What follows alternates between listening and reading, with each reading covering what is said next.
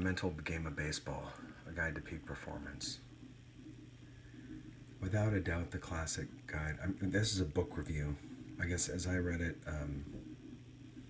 there were some things that stood out about the mental game of baseball, but I'm going to read it seems like a lot of the references are like from the 80s, but I thought it was really good. Without a doubt, the classic guide to mental performance enhancement for baseball. Here's the third edition.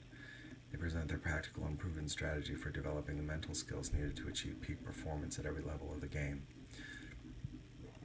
The theory and applications are illustrated by anecdotes and insights from major and minor league players who at some point discovered the importance of mastering the inner game in order to play baseball as it should be played.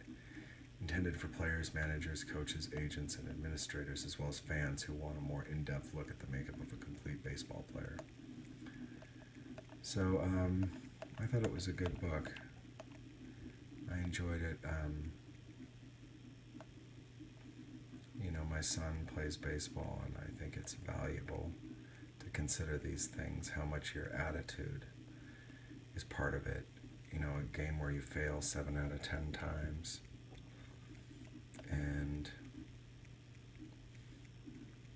there's the idea of self-doubt, taking advantage of flow state.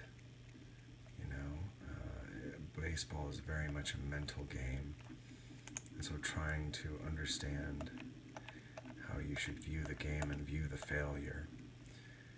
I remember someone talking about like reviews. It was a pitcher in the book, I think, and the reviews were talking about how bad he was doing because he'd been slumping. Or I think there was maybe someone who was standing in the crowd who was just like, everyone was talking about what a slump he was in, but he was trying to divorce himself from the idea of the slump. And it was like he was fine, but it was the other people just telling the story of the slump that made him feel bad. So I thought it was a good book.